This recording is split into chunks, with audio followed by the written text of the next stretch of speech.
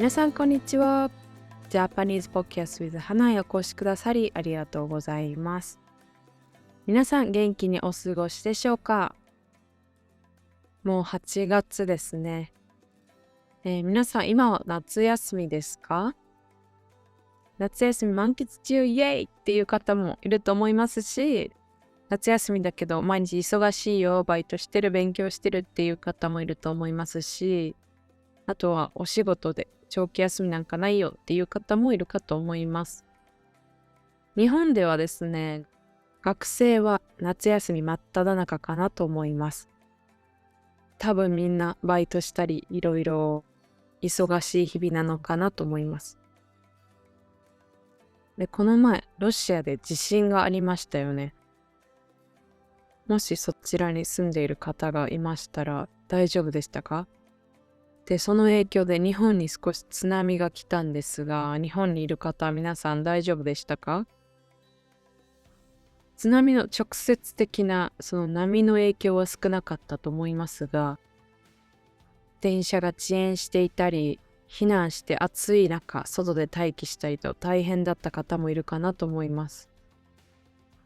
私は今すぐ逃げないとみたいな海岸沿いに住んでいるわけではないので、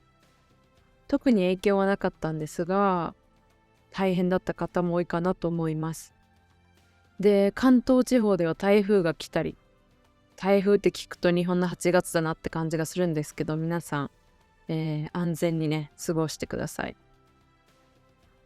台風が来たとか言って、なんか逆に外に遊びに行ったりとか、そういうのは絶対にしないようにしてください。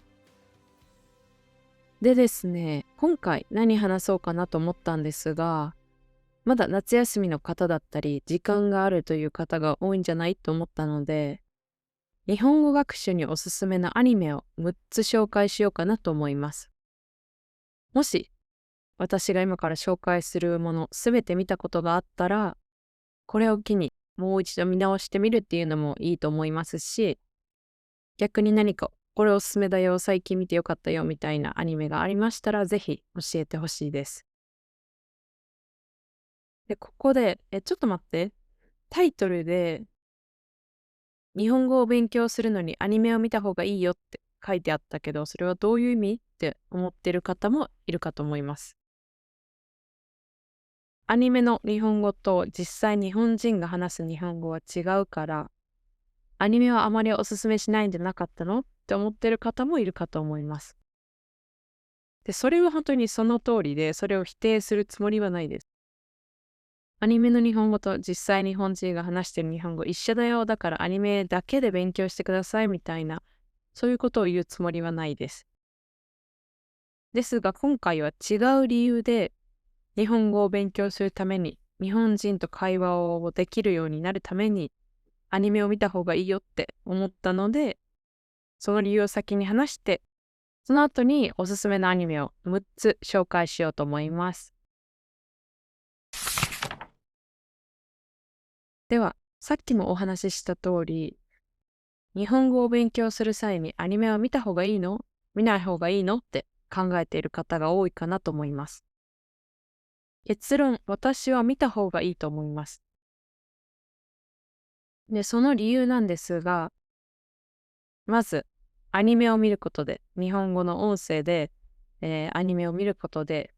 日本語が学べますよね。そして、アニメを見ることで、日本人との共通の話題ができると思います。これはマイナーな作品を見てるとあれなんですけど、本当に王道の、ワンピースとか、そういう作品を見ると、多くの日本人は見たことがあるので、何か一つね、日本人と共通の話題を作るということになります。日本が好きで日本に住んでいて、いろんな理由で日本語を勉強している方がいると思いますが、日本語を勉強していたら、だんだん日本人との共通の話題みたいなものがたくさんできてくるかなと思うんですが、アニメもそのうちの一つかなと思います。皆さんがアニメを通して日本語を勉強することで、好きなアニメみたいな感じでいろいろ話もできるし、そして日本語を学べるしっていうのでいいかなと思います。で、もう一つアニメを見た方がいいよっていう理由があって、今回はそれをお話ししたかったです。その理由は、日本人は会話の中でアニメの話をめっちゃしますって私は思います。で、これはさっき言ったその好きなアニメを語り合うっていうことではなくて、有名なアニメのキャラクター、さっきのワンピースで言うと、ルフィとか、もうみんないますよね、ゾロとか。で、そのキャラクターだったり、そのアニメのシーンとかを会話の中で例えとして使ったりします。そして最近ホットな人気の新しいアニメとかだと、それを会話に混ぜてなんかスラングとして使うみたいな。そういう風に、特に若い10代とか20代の人たちは、もうどんどん自分たちでスラングを作っていくみたいな、そういう風にして会話をしていたりします。例えばですけど、誰かがなんか言って、いや、ルフィかよ、みたいな、そういうツッコミが飛んでくる場合があります。これどう説明したらいいかちょっと難しいんですけど、特に関西地域のボケとツッコミという独特な話し方というか、コミュニケーションスタイルがあります。それはなんか、一人が何かを言って、もう一人が、何々かよ、みたいな感じで、例えを言ったり、わかりやすく何かを言ったり、ラリー、ポンポンポンポンってラリーをするような会話があります。で、そういう時とかにアニメのキャラクターとかアニメのシーンとか、なんかみんなが知ってるような、ワンピースとか進撃の巨人とか、鬼滅の刃とか、そういうところに出てくる内容とかキャラクターをめっちゃよく使います。ここでそのアニメを一切見たことがない、もう何も知らないっていう場合だと、まずルフィ誰ってなって、ああ、アニメのキャラクターね、了解っていう、そういうところまではいけると思うんですけど、だから何ってなると思います。そのルフィはアニメ、オッケー、わかった。え、だからってなって、その日本人同士の会話に全然ついていけないっていうことになると思います。だからこそ、その最近流行ってるものとか、日本人みんな知ってるような、世界中でも知られているような王道アニメとか、そういうのは見ておくことをめちゃめちゃお勧めします。これは、正直日本人全員がこうやって会話するわけではないし、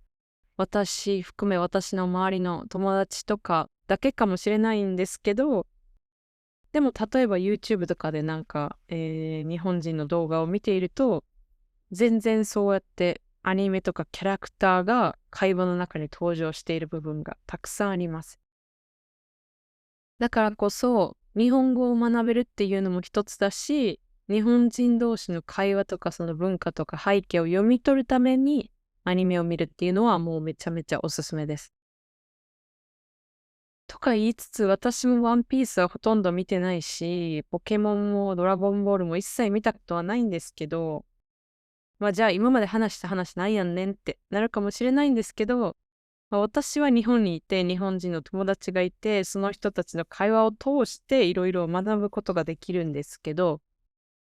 日本に行く機会がないとか、日本人の友達が一人もいないっていう場合だと、自分で見てみて、そこから日本語を学ぶだけじゃなくて、そのキャラクターにも注目してみて、このキャラクターはこういうなんか性格だなとか、こういうことをよくするな、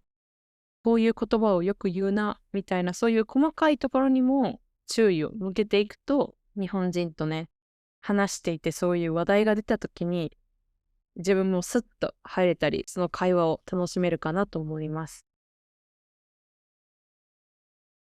この話題についていくみたいなことに関して言うと、ワンピースとか、進撃の巨人とか、鬼滅の刃とか、呪術廻戦とか、何でもいいんですけど、比較的人気なものを見てみることをお勧めします。例えば、ネットフリックスで、このアニメの欄に行くと、今週よく見られているものっていうので、1から10までランキングがありますよね。そういうランキングの中にあるものを見てみるっていうのも一つだと思いますし、もちろん皆さんが他にも好きなものがあればそれでいいんですけど、特に最近好きなものはないかな。でも何か見てみたいっていう場合は、その日本の、VPN とか使って日本のネットフリックスとかに行って、日本で人気の作品っていうのを見てみるといいかなと思います。注意点ですが、やっぱりアニメの日本語と実際日本人が話す日本語は少し離れている部分があります。なのでそこは注意です。アニメはあくまでも楽しむもの、語彙とかフレーズを学ぶもの、で文化として学ぶ、見るものであって、その日本人みたいな話し方を学ぶ、その材料にはならないかなと思います。なので話し方はやっぱりオンラインでクラスを受けるとか、実際に日本人、人が話してる YouTube とかを見て、そこでシャドーイングするとか、日本人の友達を作って、その日本人とたくさん話す練習をするのがいいかなと思います。あと一回日本に旅行に来ればどうやって日本人が話してるかっていうのもなんとなく想像できるようになるかなと思うので、もし機会があれば一回日本に旅行に来て、実際にね、日本人と会って話すっていうのが一番だと思います。では次はおすすめアニメを紹介していこうと思います。で、まず一気に3つ紹介したいです。で、それがちびまる子ちゃん、クレヨンしんちゃん、ドラえもんというこの3つのアニメです。で、この3つは見たことがある方、知っている方もたくさんいるかなと思うので、さらっといきたいんですけど、この3つをおすすめする理由は、まず1つは、日本人みんな見ているっていうので、1つ共通の話題になるかなとも思いますし、もう1つは、3つとも出てくる単語も比較的簡単なものが多いかなと思います。あと主人公もみんな年齢が、幼稚園とか小学生なので、使われている単語が本当に子供向けというか簡単なフレーズばかりです。なので日本語を始めたばかりっていう方でも比較的聞き取りやすいものかなと思います。で、ドラえもんっていうアニメは知っている方もたくさんいると思うんですが、秘密道具があって、それらを使いながら日々ね、生活していくんですけど、日本人ならここに出てくる秘密道具で、もし一つ現実でもらえるなら、使えるなら何がいいみたいなこういう会話をしたことがあるかなと思います。やっぱりどこでもドアやろうとか、学生なら、いや、暗記パンかな、やっぱりテストでいい点取りたいし、みたいな、そういう感じの会話をしたことがあると思います。で、皆さんもドラえもんを見てて、いろんな秘密道具を知っていたら、ちょっと話題に詰まった時にいきなりドラえもんの話をする人はいないかと思いますが、楽しくね、一つの話題ができるかと思うので、この3つ、ちびまる子ちゃん、クレヨンしんちゃん、ドラえもんというアニメを見てみるのをおすすめします。で、見たことがある方は、日本語でね、見てみて、日本語だとこんな風に言ってるんだとか、いろいろ新しい学びがあると思うので、自分のネイティブ言語では見たことあるけど、日本語ではないっていう方も、ぜひね、日本語音声で挑戦してみてください。では次おすすめのアニメが、サイキクソの災難というアニメです。主人公はサイキクスオという超能力を持った高校生です。超能力を持っていて、透明人間になるとか、瞬間移動とか、時間を停止するとか、本当に何でもできる最強の超能力者なんですけど、だからこそ普通に生きたい、普通の生活がしたいっていう高校生の物語です。で、テーマは高校とかその主人公の周りの友達とかが描かれているんですけど、クラスメートがね、本当に変な人ばっかりです。とにかくめちゃめちゃコメディで面白い、笑える、くすっと笑える、そんなアニメです。で、話の内容も全然重くなく、本当に軽くちょっと20分ぐらい時間あるなっていう時に見れるとっても面白いアニメです。私も定期的に見返したくなるアニメです。一応、その舞台が高校だったり、主人公が高校生なので、めっちゃなんか超能力で現実世界にはありえないことがいっぱい起こるんですけど、それでも使われてるフレーズとか単語とかっていうのは比較的簡単で、皆さんもね、見て学んだらすぐ使えるような、そういったものがたくさん出てくるので、日本語学習にもおすすめです。で、何よりもその話が面白いというか、出来事とか、そのセリフにいちいち突っ込んだりする、そういうスタイルなんですけど、めちゃめちゃ面白いので、ぜひ見てみてほしいです。で、これは、アニメもあるし、あと実写化された映画もあります。なので、その映画を見てみるのもおすすめです。次のおすすめのアニメは、ようこそ実力主義の教室へです。これも舞台は高校です。これは超エリート、めちゃめちゃ頭が賢い人たちばっかりが集まる高校が舞台で、勉強をちゃんとしないといけない、そういう成績とかいろんな活動を通して、なんか生き抜いていく頭脳戦、駆け引きがある、チームワークも重要な、すっごいサバイバルゲーム的なアニメです。こう実際に殺し合うようなそういう危険なものではなくて、頭を使って生き抜く、そんな感じのアニメです。主人公は一見普通の生徒なんですけど、その主人公を中心にクラスをこう、うまいこと動かしてったり、うまいこと取引をして、どんどんどんどん成長じゃないですけど、なんかいろいろ勝負してったり、駆け引きがあるので、それがめっちゃ面白いです。で、今、シーズン3まであるんですけど、これは本当に面白くて一瞬で見られます。なので、心理戦とか頭脳戦とかが好きな方にはめちゃめちゃおすすめです。心理戦とか頭脳戦とかなんか勉強系って聞くと、話の内容めっちゃ難しいんじゃないとか、単語もめっちゃ難しそうって思うんですけど、でも一応メインは高校で高校生たちが主人公というか出てくる人なので、使われている単語とかはそこまで難しくないと思います。あと、高校生なので、皆さんも学んですぐに使えるような日常会話みたいなものもたくさん出てきます。なのでおすすめです。なんかストーリーは簡単すぎないけど、でも難しすぎない。そういうものが好きな方にはぜひぜひ、見てみてほしいなと思います。では最後におすすめしたいのが宇宙兄弟です。兄ムッタと弟ヒビトが宇宙飛行士を目指して日々頑張る。で、宇宙飛行士になった後にどういろんな困難に乗り越えていくかみたいなストーリーです。これは私が唯一漫画も持っている作品です。で、まず、兄は宇宙飛行士になりたかったけど、宇宙飛行士になる夢を諦めて普通に会社員になって、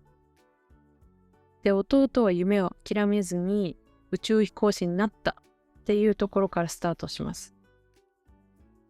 で、そっからリアルな宇宙飛行士になるための訓練とか過程とかが描かれていたり、あとなんか夢とか挑戦、努力みたいなところにフォーカスしたストーリーもあって、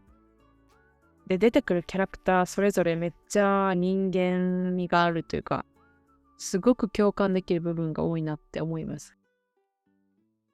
みんな誰か一人には共感できるんじゃないって思います。なのでアニメを見ていて、日々頑張るちょっとモチベーションが欲しい人、または人間が成長していく系の物語が好きな人には、宇宙兄弟めちゃめちゃおすすめなので、ぜひ見てみてください。で、これも、漫画なんですけど、アニメもあって、あと実写化された映画もあります。それもおすすめです。今回は日本語を勉強するのにアニメを見た方がいい理由とおすすめのアニメ6つを紹介してみました。皆さんどうでしたか？見たことあるアニメばっかりでしたか？それとも聞いたことがない、見たことがないアニメもありましたか？本当に6つしか紹介してないので、ほとんど聞いたことがあるものかなと思いますが、もし見たことがない方はぜひ見てみてほしいと思います。そして皆さんのおすすめアニメもぜひコメントでシェアしてもらえたらなって思います。アニメも本当にいろんなジャンルの作品とかいろいろね、子供向けとかちょっと戦う系とかめっちゃファンタジーの転生ものとか最近めっちゃ多い気がしてますけど、本当にいろんなものがありますよね。日本語を学ぶっていうところに重点を置くと、まず一つはもちろん皆さんが好きなもの、ずっと見続けられるものを見てほしいって思うんですけど、その次もう一つ何か加えるとしたら、めっちゃめちゃファンタジーとか転生ものとか異世界ものっていう作品を選ぶのではなくて、皆さん自身に近いものを選ぶのをお勧めします。例えば私だったら、日本人で日本に住んでいて、学生ではないので学生ものを選ぶっていうよりかは、もうちょっと大人の社会人の作品を見てみたりとか、あとは昔陸上とかサッカーもやってたことがあるんですけど、そういうやったことがあるもの、知ってるものだと日本語もね、スッと入ってくると思うので、そういう最近だったらブルーロックとか、いろいろあると思うんですけど、そういう作品を選んでみてみるとか、いろいろあるかなと思います。なので、皆さんも日本語を学ぶっていうところに重点を置くなら、皆さんがすでに知ってる内容、スポーツが好きな人だったら、すでに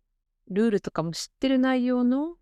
バレエをやったことがある人だったら背景を見てみるとか、そういう感じで自分の生活の中にあるものとか、知っているもののアニメを見ると、比較的にスッと内容も入ってきて、